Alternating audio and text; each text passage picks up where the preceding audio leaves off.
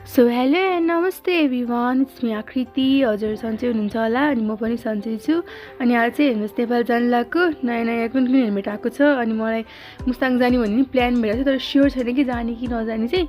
अनि निगार्सहरू पनि हेरौँ, अनि नयाँ हेलमेटहरू आएको छ त्यो नि हेरौँ भनेर जान आँटेको। अनि मैले चाहिँ हेर्नुहोस् 1 मन्थ जति टिकटकहरू बनाएको थिएँ कि, अनि सबैजना कति राम्रो हुनुहुन्थ्यो दाई दिदीहरू है। अनि त्यो डेजहरू चाहिँ म मिस गर्दैछु होइन, मिसिङ दोज डेज। अनि श्रीकेश दाई सुदिस दाईहरू एकदम फेभरेट दाईहरू हो। अनि सुदिस दाईको चाहिँ युट्युब च्यानल पनि छ, म लिङ्क राखिदिन्छु बायोमा, तपाईँहरू गएर सब्सक्राइब गरिदिनु होला। अनि अहिले चाहिँ यता पजालीबाट आएको म चाहिँ अब टेकु यहाँबाट 2 मिनट्स हो। सो टेकु जाऊँ अनि त्यसपछि श्रीकेश दाईसँग केही नलेज लिउँ हेलमेटको बारेमा। So yeah let's go. So यही माथि छ हेलमेट्स नेपाल चाहिँ, एज यु क्यान सी है गाइज।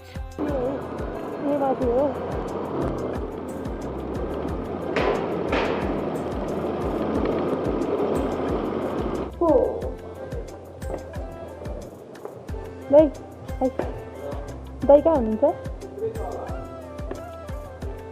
दाई?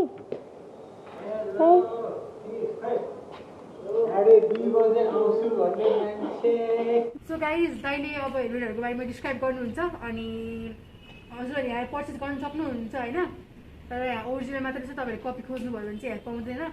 सो अब दाइले हेलमेटको बारे डिस्क्राइब गर्नुहुन्छ। सो श्रीकेश दाइले भन्नुहुन्छ सबै हेलमेटको बारेमा, मलाई भन्दैन नि दाइलाई नलेज छ कि। सो यहाँ कपी पाउँदैन, तर यहाँ कपी जस्तो चिज चाहिँ केही पाउँछ है। So if you look at this होइन, हेर्दाखेरि एजिबी जस्तै देख्छ नि त, but it is not an AGV and it does not try to be an AGV in any way of sorts except for हल्का सेपमा मात्र है। सो दिस इज हाम्रो मोटोर्याक्सको R50 भन्ने हेलमेट। यसमा 3टा डिफ्रेन्ट ग्राफिक्समा सरी 4वटा डिफ्रेन्ट ग्राफिक्समा आइरहेको छ।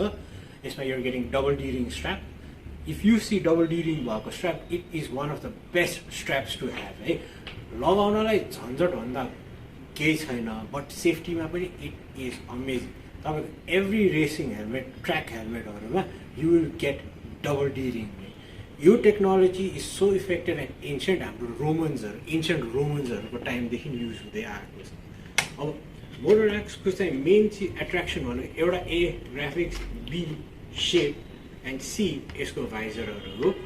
बट यो चाहिँ it's on little on the expensive side, हजुर 18,000 पर्छ है यो हेलमेटको चाहिँ। हाम्रो भिन्टेज र बुलेट राइडर्सहरूकोलाई मेरो एकदमै रेकमेन्डेड भनेको एक्जोजेट हेलमेट हो है। यो हेलमेटले तपाईँको बानी नेक्स्ट लेभल बिगारिदिन्छ।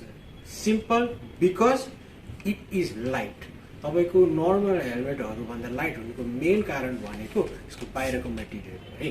This is fibre glass. Fibre glass भनेको कार्बन फाइबर एन्ड प्लास्टिकको एउटा ब्लेन्ड हो, जसले गर्दाखेरि it makes helmet stronger and lighter. So in case of crash पनि कस्तो हुन्छ भने प्लास्टिकले चाहिँ फुल इम्प्याक्ट एउटै ठाउँमा पार्छ भने फाइबर ग्लासले चाहिँ त्यसलाई डिस्पर्स गरिदिन्छ, सेभिङ यर हेड है। So this is a little costlier साइडमा 6700 पर्न आउँछ नर्मल हाफ हेलमेटभन्दा। But if you want something pattern भएको देन आइडीको half helmets are also pretty well. अब यसको चाहिँ एउटा स्पेसल फिचर भनेको यु गेट एउटा भाइजर इनसाइड, तर यो गगल्स चाहिँ सोल्ड सेपरेटली है। अब आउँ हाम्रो वान अफ मेरो फेभरेट ब्रान्ड एक्जोर। एक्जोर भनेको I love this brand because it gives you so much for so little. First thing double D ring दिइरहेको छ।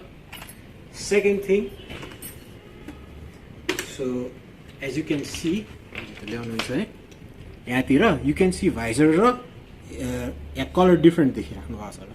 सो दिस येल्लो कलरको पोर्सन चाहिँ यसलाई चाहिँ हामी पिनलक कि त एन्टिफग पिनलक भन्छौँ। अब यसको मेन काम भनेको तपाईँको नाम जस्तै एन्टिफग गर्ने भन्नाले फग यो एरियामा तपाईँको भाइजरमा बस्दैन। न अरू हेलमेट्सहरूमा पनि यस्तो लगाउनु मिल्छ, लगाउनु नमिल्ने होइन। अब तपाईँको नर्मल स्टिकरवाला टाइपको पनि आउँछ, which will cost you around 1800 depending on quality.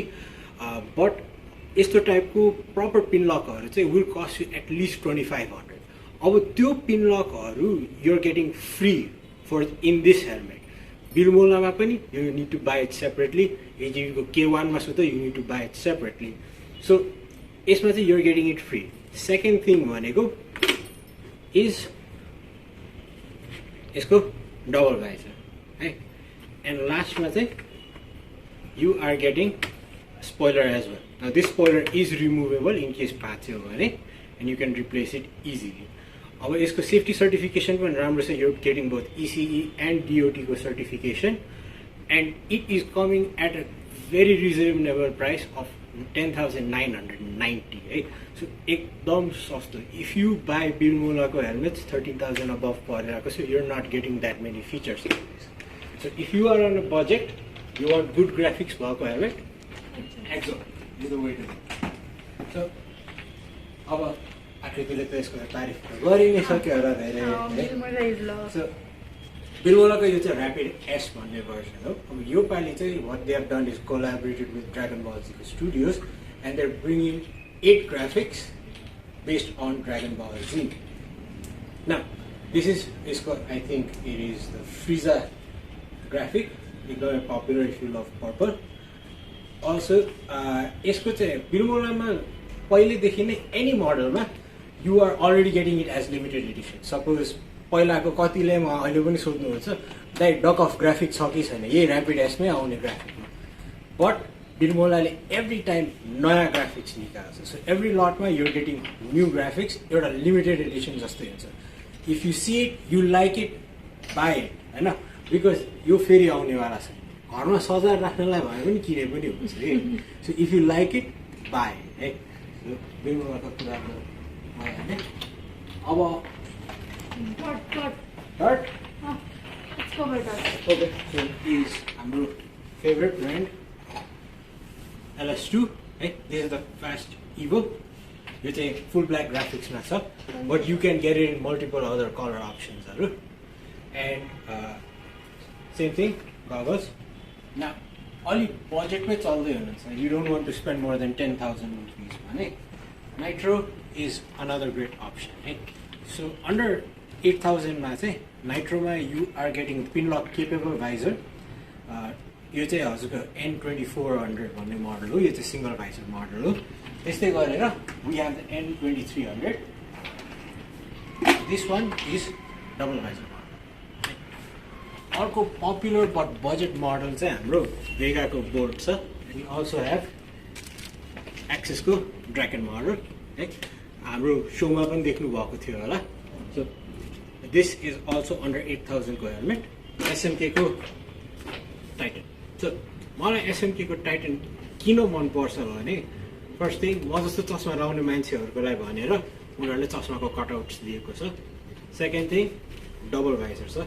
डिरिङ चाहिँ दिएको छैन बट आकृतिको फेभरेट एज स्ट्याम्प दिइरहेछ है. एन्ड अर्को चिज चाहिँ यसमा अलि नर्मली अलि प्रिमियम हेलमेट्समा पाउनेहरू चाहिँ यसमा चाहिँ एउटा इमर्जेन्सी पुल ट्याब भनेर पनि दिएको छ. So in case of accident helmet भनेको कहिले पनि यसरी टाउकोबाट तान्नु हुँदैन होइन. बिकज त्यसले गर्दाखेरि स्पाइनमा भएको इन्जुरीलाई चाहिँ अझै एग्रिभेट गर्न सक्छ. सो यसमा इमर्जेन्सी पुल ट्याबहरूले के गर्छ भने यसको प्याडिङहरू चाहिँ निकालिदिन्छ कि त लुज पारिदिन्छ, जसले गर्दाखेरि you can pull out the helmet easy. And अर्को हाइली रेकमेन्डेड फ्रम मी है नाइट्रोको MX670 भन्ने हेलमेट है. सो नर्मली यस्तो डुअल स्पोर्ट हेलमेटहरूमा you do not get pin लकको लागि भनेर पोस्टहरू, बट यसमा चाहिँ यु आर गेटिङ देम होइन. Second thing double visors and third thing ए दामी देख्छ मजा लास्ट मोटर मेरो स्कुटरसँग पनि ठ्याक्क म्याच गर्छ.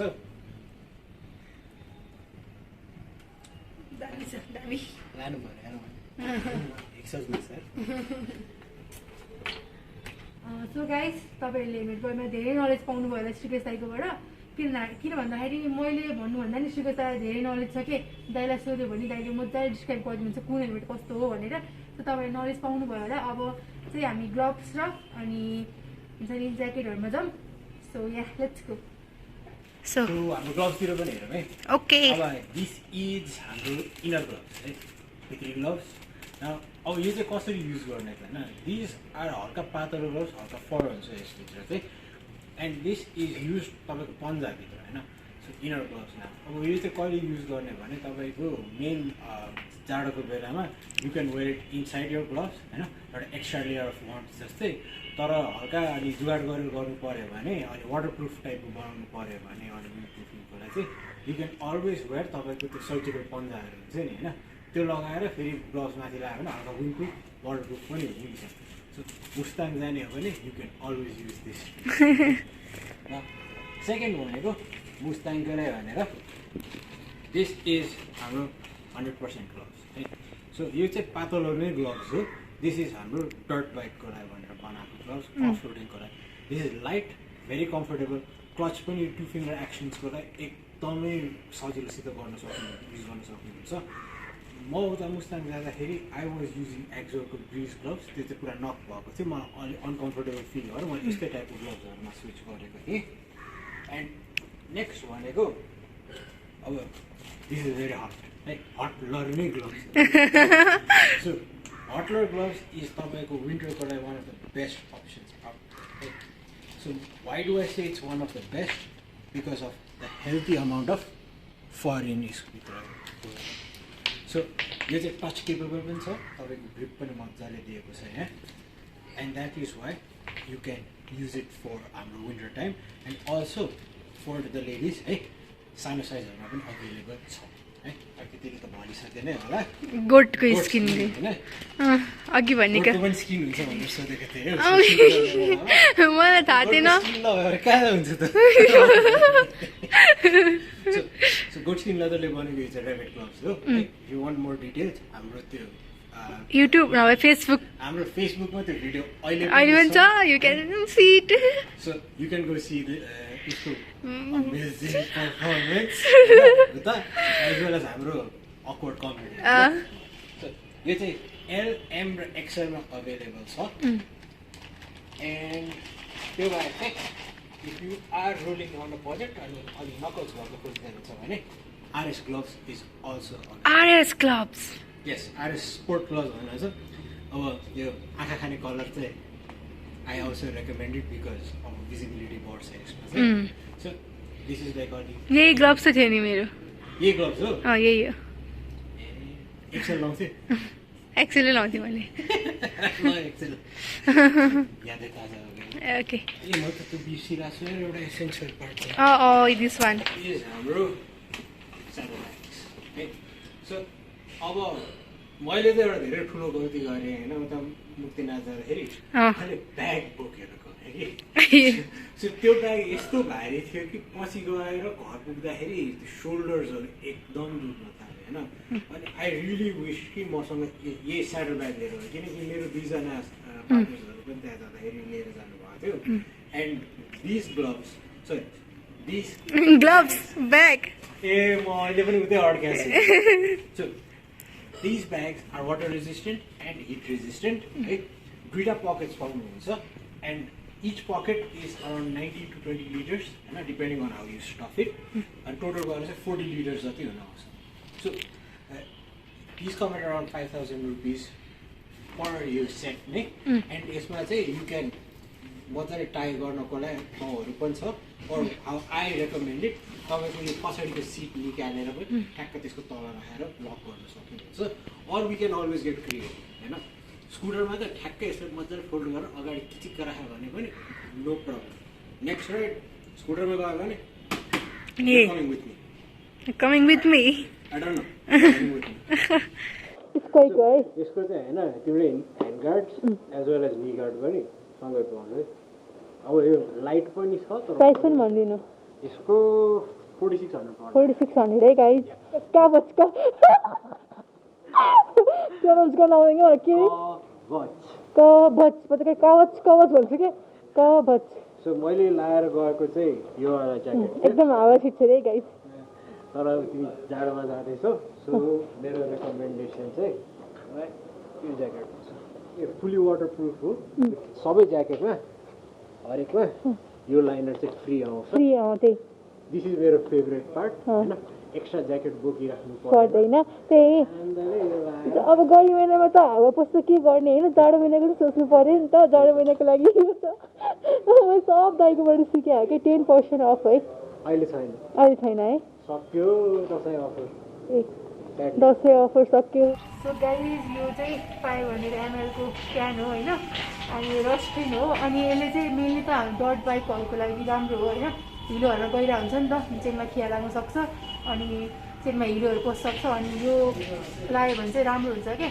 अनि नट ओन्ली फर बाइक होइन गेटहरूमा खेलायो भने पनि काम लाग्छ सो यसको नाम चाहिँ रस क्लिन हो सो त्यही हो